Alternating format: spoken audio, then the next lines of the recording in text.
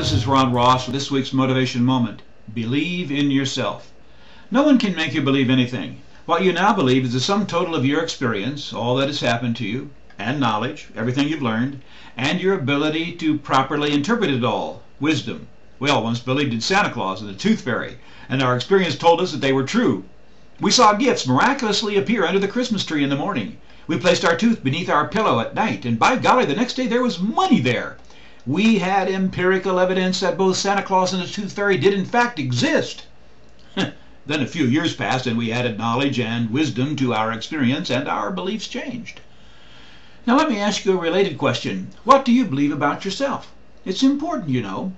What you think about yourself is the sum total of your experience plus knowledge, but with the added input of a variety of messages sent to you by your parents, siblings, peers, teachers, coaches, managers, etc.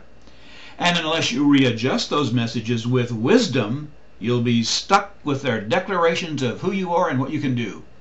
And I hate to tell you this, but everything your parents told you about you is not true. And everything your teachers and coaches and brothers and sisters said about you also is not true, just like Santa Claus and the Tooth Fairy.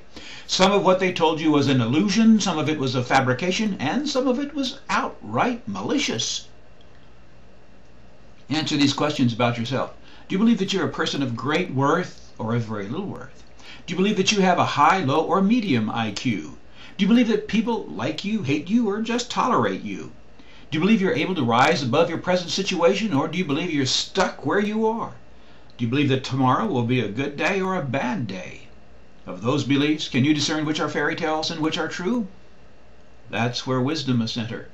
You cannot depend on your experiences to define you, for many of them are bad, even horrible. You cannot depend on what other people say about you to define you, because some people have called you names and branded you with really nasty labels that are absolutely false. You must define yourself. But how?